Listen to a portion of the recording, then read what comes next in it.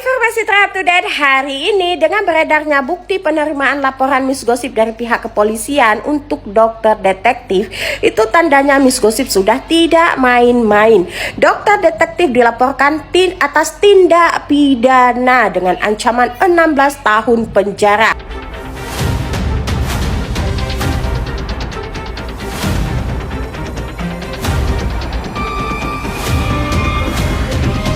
Seperti yang kalian lihat di sini ya, dalam konten terbarunya Miss Gosip ini dia telah resmi membuat laporan polisi ya kepada Doktip. Nah, cuman di kontennya ini tidak tertera atau tidak terlihat begitu ya pelaporan polisi yang dia buat ini di kantor kepolisian yang mana begitu. Nah, itu artinya laporan polisi yang dibuat oleh si Miss Gosip ini itu nyata, tidak fake atau tidak sekedar omongan belaka. Kalau ada pertanyaan kira-kira siapa sih yang ada di belakang si Miss Gosip ini di dalam pelaporan polisi yang dia buat ini kepada Doktip? Jawabannya adalah masyarakat yang mensupport si Miss Gosip ini untuk membuat laporan polisi kepada Doktip. Karena beberapa waktu yang lalu si Miss Gosip ini secara terbuka meminta atau menggalang donasi Rp1.000 agar dia membuat pelaporan polisi kepada Doktip. Itu artinya dalam pelaporan polisi yang dibuat oleh si Miss Gosip ini adalah masyarakat yang memberikan penggalangan dana untuk si Miss Gosip ini membuat pelaporan polisi. Masyarakat yang support si Miss Gosip ini untuk membuat laporan polisi kepada Doktip. Dan langkah selanjutnya sebagai saran untuk Miss Gosip, kalau bisa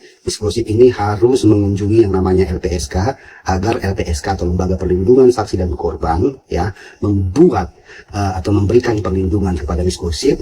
Dan satu lagi, kalau bisa Miss Gosip harus menyurati yang namanya Komisi Yudisial agar Komisi Yudisial juga bisa mengawasi proses hukum yang akan berjalan atau pelaporan polisi yang akan berjalan ini. Gimana guys menurut kalian? Coba tulis pendapat kalian di kolom komentar. Wadidaw, informasi terupdate hari ini dengan beredarnya bukti penerimaan laporan Miss Gosip dari pihak kepolisian untuk dokter detektif, itu tandanya Miss Gosip sudah tidak main-main. Dokter detektif dilaporkan atas tindak pidana dengan ancaman 16 tahun penjara dalam kasus Undang-Undang Perlindungan Konsumen dan juga Undang-Undang Kesehatan. Jadi laporannya ini ada 2 lapis. Silahkan Doktip kupas lapisan mana yang ingin Doktip kupas terlebih dahulu ya. Silahkan kupas setajam mungkin, setajam silet. Oke, jadi jangan ditanyakan lagi Miss Gosip melaporkannya di mana. Yang jelas Miss Gosip melaporkan sesuai dengan lokus ya. Lokus, lokasi kejadian. Nah, untuk teman-teman yang menemukan produk ilegal, silahkan melaporkan ke pihak berwajib, bukan melakukan negosiasi dengan brand hingga melakukan pemerasan. Jangan sayang ya, karena apa? Lebih baik kita mencegah terjadinya peredaran produk ilegal demi menjaga kesehatan wajah masyarakat Indonesia. Wadidaw. Kasusnya FS sendiri ini sudah naik naik sidik atau belum sih dok? Minggu depan panggilan Doktip, udah naik sidik. Panggilan Doktip untuk pemeriksaan, nanti mungkin selanjutnya pemeriksaannya nepos.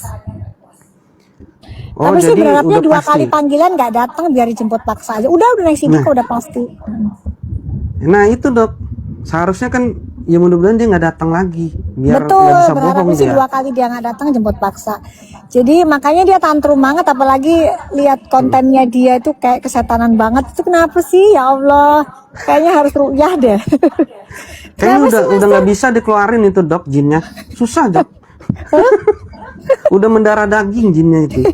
Ih, mukanya katanya teman-teman yang cerita, Doktip kan nggak tahu. Itu teman-teman yang cerita, ih lihat nggak ada kontennya dia, mengerikan, mukanya kayak iblis song banget gitu loh, ngamuk-ngamuk. Itu kalau kita lihat udah kena mental dia sih. FS ini mendapatkan aliran dana 30% saham dari. Iya betul, jadi ada dugaan, memang seperti kerjasama gitu ya kalau. Misalnya dia akan nge-backup terus, tapi omsetnya kurang lebih mendapatkan jatah 30% gitu. Jadi ini adalah sistem yang pernah ditawarkan oleh Suneo ke owner Brandy. Keuntungannya 30% gitu. Oke. Jadi tapi nanti di backup habis lah gitu. Gimana? habis akal untuk fitnah aku. Kata dia gini, guys, mau tahu nggak, si Nepos ini dapat saham 30%. Kalau aku nyikat si Begeng, katanya. Ngebelain, udah pasti ngebelain. Gue kan udah bilang, gue akan bela si Begeng sampai gepeng. Lupa lu? Popeng, gue tuh bukan lu yang mampu dan ahlinya nyari-nyari uang haram, dari memeras, dari menekan hidup orang, dari cari-cari nafkah idah. Bukan elu, gue Popeng.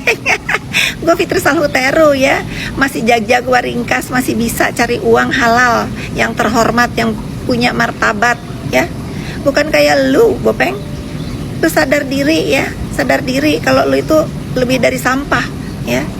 Lu itu lebih dari orang nista. Mendingan gue mah menghormati orang pengemis tuh di pinggir jalan, atau anak-anak pang yang gue hormatin. Sinting lo Popeng, hari ini lo kemana lagi? Ke Polda. Ke Polda mana hari ini lo?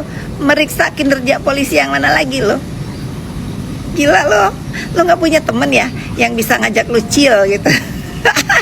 Lunch, dinner gitu. Di otak lu tuh isinya, aduh gimana ini, aduh gimana ini, si Nepos gimana ini, aduh LP aku nggak jalan, aduh begini gitu. Popeng biasanya di mana-mana. Kalau lu tuh ditemenin Markus, nggak begitu kalau Markus bener.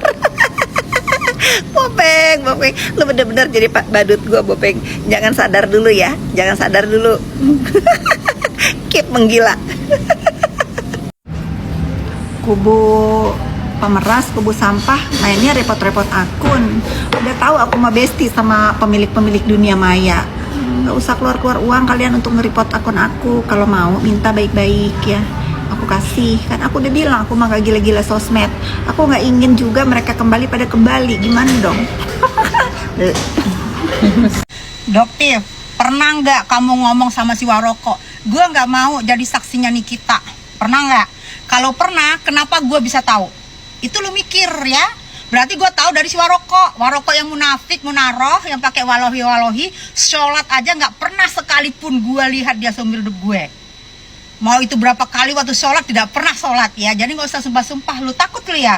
Nah lu sekarang gue tanya ya Doktif, lu ngomong ke si Warokok ya, Warokok yang pipinya bukan tirus yang yang pemain sinetron cuma sekali liwat, pemain sinetron busuk ya kan, bukan juara none ngaku-ngaku ya kan, yang ininya segini tuh. Dari mana gue tahu? Coba lu mikir harusnya, karena dia secara lu sudah nraktir dia, ngasih makan dia gretong, nompangin mobil secara nggak punya mobil, nggak punya duta buat makan ya kan, tapi lu diomongin ke gue.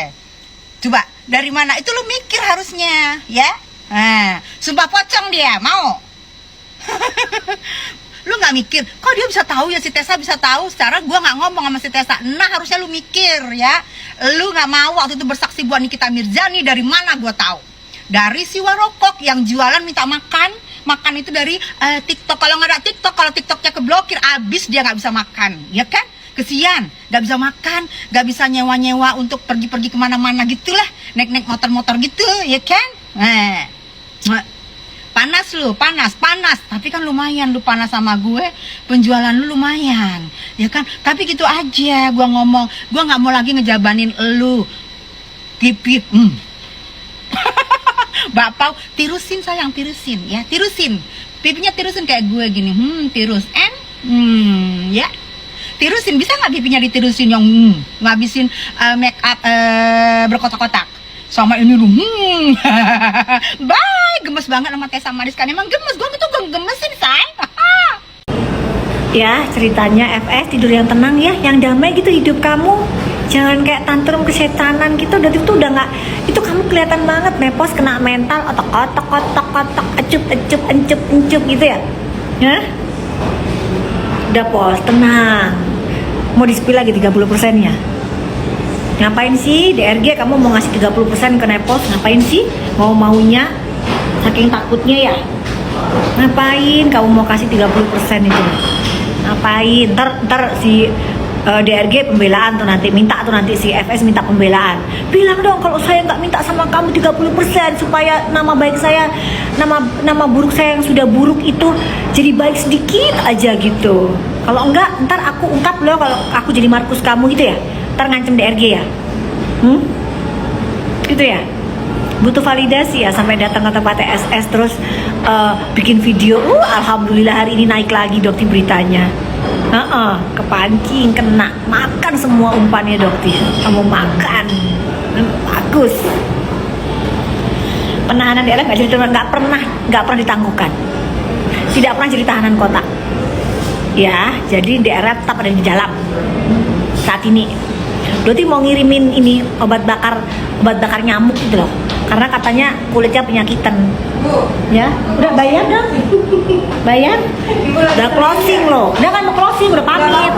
Closing kasir aja. Yuk.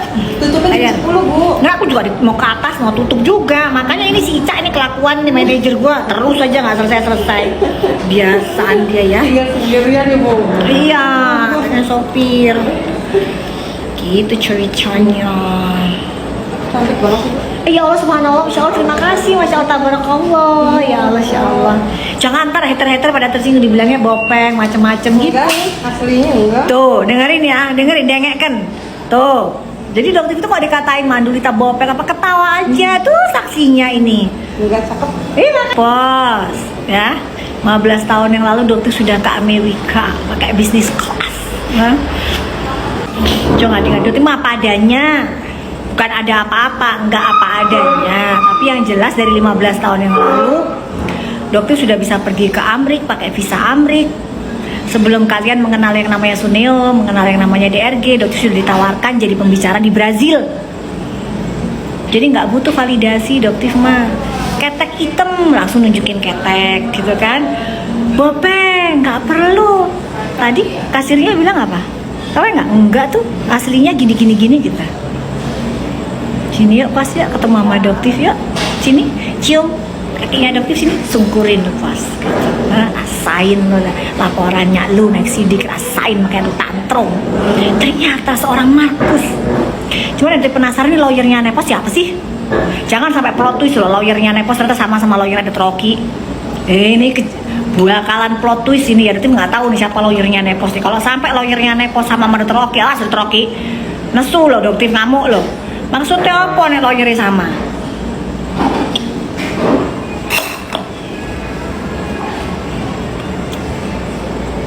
Oke.